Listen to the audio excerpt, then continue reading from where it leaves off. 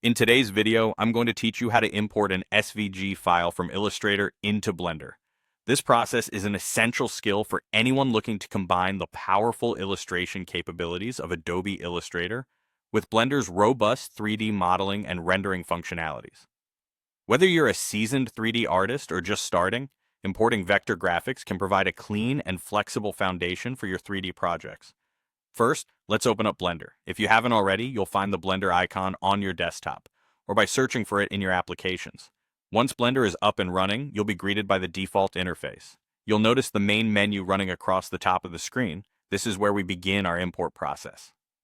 Navigate to the File menu, which is conveniently located on the top left corner of the interface. By clicking on File, a drop-down menu will appear, offering a variety of options. Here, hover over the Import option, which will lead to another submenu. From this list, select Scalable Vector Graphics, or SVG. This choice allows Blender to bring in your vector artwork from Illustrator as a set of editable paths. Now comes the part where you locate your SVG file.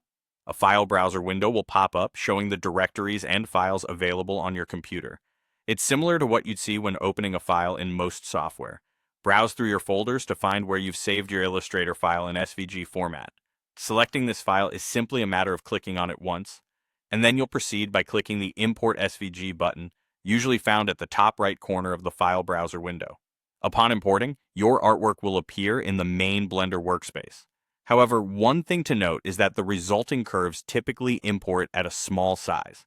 This happens because of the difference in scale between vector graphics and Blender's 3D environment. Don't worry though, this is a common occurrence and is easily adjustable. To view your imported curves more clearly, you'll want to zoom in.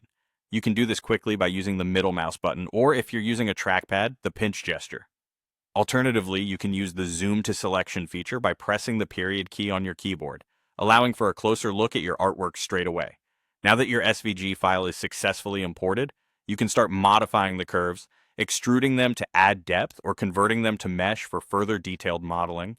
The possibilities are vast, and this is only the beginning of what you can achieve by integrating Illustrator with Blender.